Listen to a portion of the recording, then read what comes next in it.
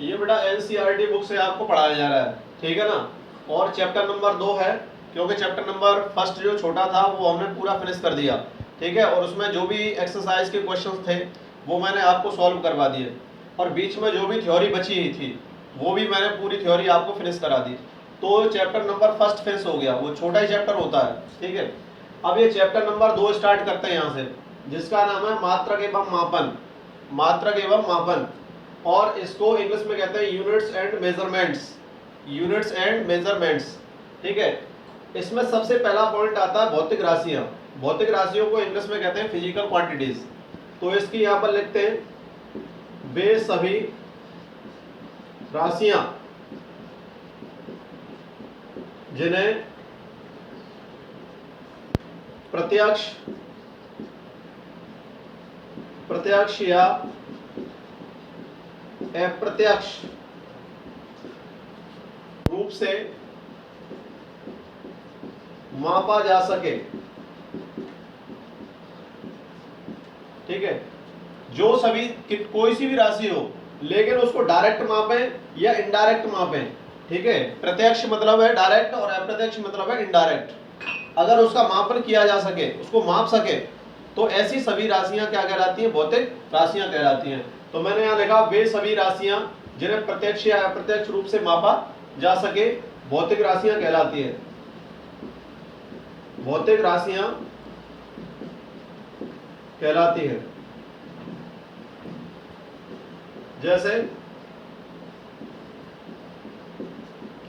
जैसे समय, द्रव्यमान, ठीक है, ताप, बल, आवेग, संवेग आदि, ठीक है। तो मैंने यहाँ लिखा वे सभी राशियां जिन्हें प्रत्यक्ष या अप्रत्यक्ष रूप से मापा जा सके, डायरेक्ट या इनडायरेक्ट उसका मेजरमेंट कर सकते हैं, भौतिक राशियां कहलाती हैं। जैसे समय हो गया, द्रव्यमान हो गया, ताप हो गया, बल हो गया, आवेग हो गया, संवेग हो गया, ये सभी क्या है? भौतिक राशियां कहलाती हैं।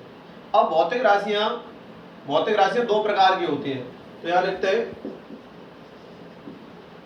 भौतिक राशियां निम्न दो प्रकार की होती हैं। अब कौन कौन सी होती हैं ये जरा देखें। नंबर 1, मूल राशियां, ठीक है, इनको कहते हैं फंडामेंटल क्वांटिटीज। फंडामेंटल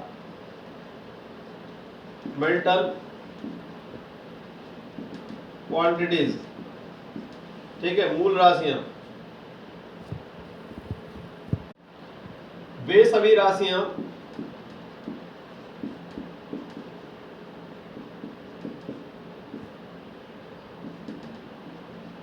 जो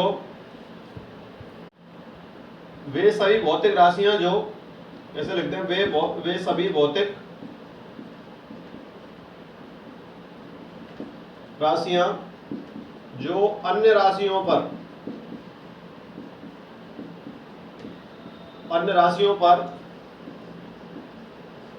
निर्भर नहीं करती हैं, मूल राशियां कहलाती हैं। मूल राशियां कहलाती हैं, ठीक है। मैंने लिखा वे सभी भौतिक राशियां जो अन्य राशियों पर निर्भर नहीं करती हैं, मूल राशियां कहलाती हैं। मूल राशियां मुख्य 7 प्रकार की होती हैं। मूल राशियां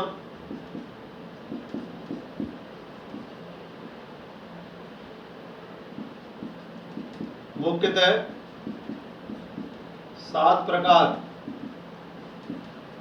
की होती हैं। अब 7 प्रकार की कौन सी हैं जरा समझ लें। जैसे द्रव्यमान, समय, ताप, द्रव्यमान, समय, ताप, विद्युत धारा, ठीक है, ज्योति तीव्रता, ठीक है, द्रव्यमान, समय, ताप, ज्योति तीव्रता, ठीक है, विद्युत धारा कितनी हो गई? 1 2 3 4 5, और लंबाई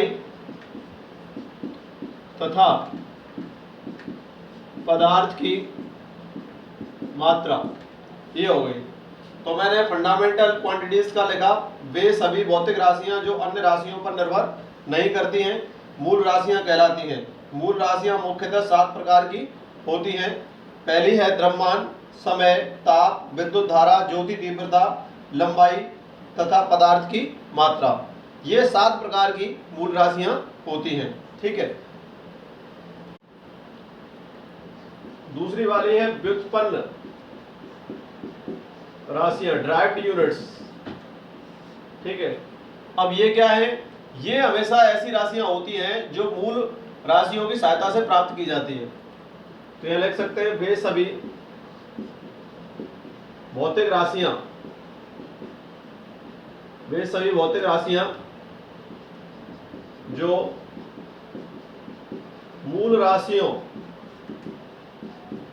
की सहायता से प्राप्त की जाती है, व्युत्पन्न राशियां कहलाती हैं।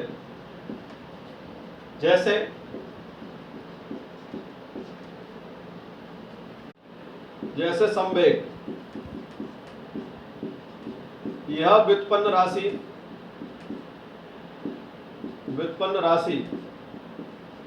द्रव्यमान, समय व दूरी की मूल राशि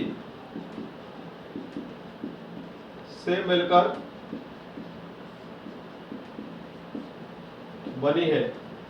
तो मैंने ये बताया आपको कि वे सभी भौतिक राशियां जो मूल राशियों की सहायता से प्राप्त की जाती हैं, व्युत्पन्न राशियां कहलाती हैं। जैसे संवेग को ले लिया मैंने, यह व्युत्पन्न राशि द्रव्यमान, समय और दूरी मूल राशियों से मिलकर बनी है।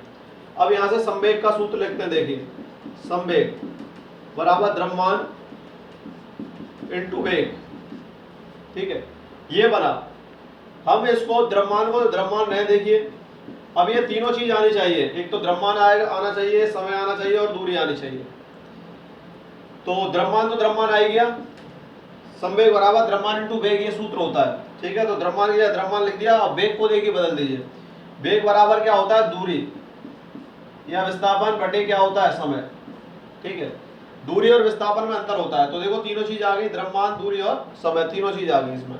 तो ये संवेग क्या है? 3 मूल राशियों से मिलकर बना है। कौन सी है? द्रव्यमान, दूरी और समय। दूरी का मतलब है लंबाई से। तो ये लंबाई जो होती है वो दूरी होती है। तो यहां से द्रव्यमान, दूरी और समय, ये बन गया इसका। ठीक है ना। तो इस तरीके से ये क्या कहलाती है? व्युत्पन्न राशियां कहलाती है। देखिए मात्रक। अब मात्रक क्या होते हैं?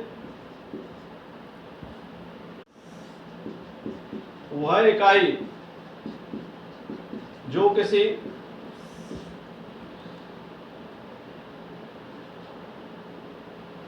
मूल राशि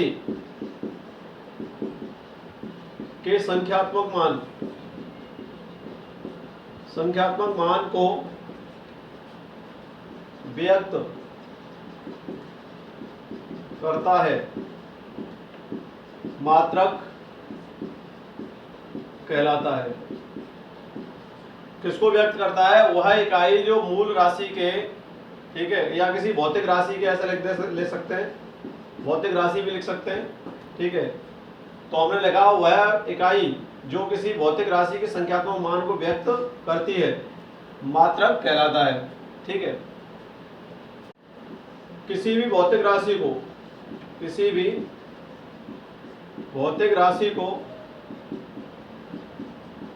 व्यक्त करने के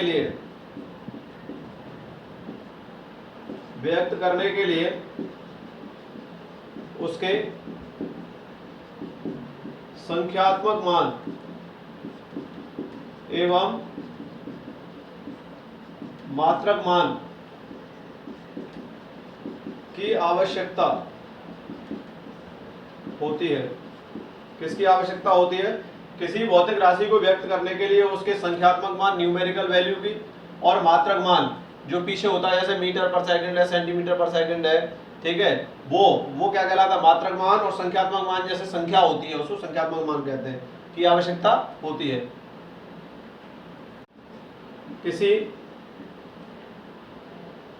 माना के किसी भौतिक राशि Q, क्वांटिटी हो गई, भौतिक राशि Q का संख्यात्मक मान n एवं मात्रक मान U हो तो, ठीक है, इन दोनों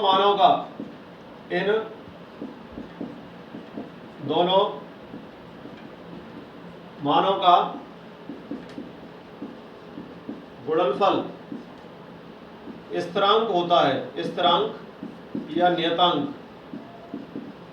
नियतांक होता है। अर्थात कैपिटल Q बराबर n इंटू यू बराबर क्या लिख सकते हैं, नियतांक या स्थिरांक। अब जब देखिए ये n इंटू यू इनका गुणनफल है, ये दोनों मानों का गुणनफल स्थिरांक या नियतांक होता है, तो n इंटू यू बराबर क्या हो गया, स्थिरांक या नियतांक। या लिख सकते हैं n यू बराबर स्थिरांक या n बराबर स्थिरांक बटे क्या हो जाएगा, ये स्थिरांक बटे u हो जाएगा ये, ठीक है। या लिख सकते हैं u बराबर स्थिरांक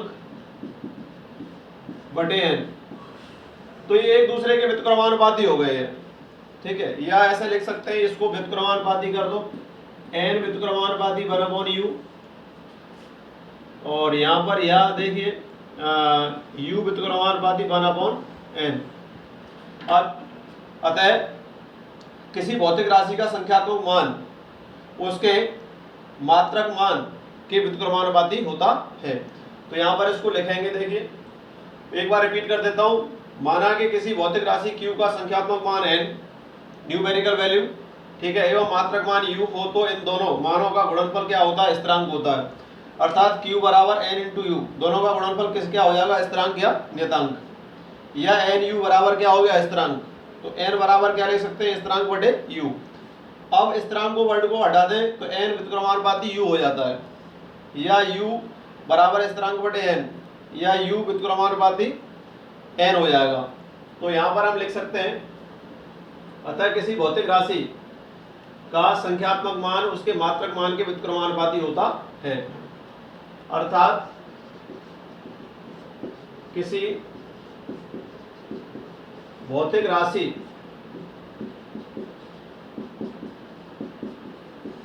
का संख्यात्मक मान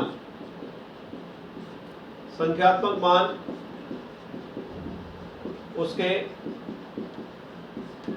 मात्रक मान के व्युत्क्रमानुपाती होता है, ठीक है। ये हो गया इसमें, ठीक है, n व्युत्क्रमानुपाती वन अपॉन u। अब देखिए मात्रक मान और संख्यात्मक मान ज्यादा हो तो क्या होगा, यदि किसी भौतिक राशि के संख्यात्मक मान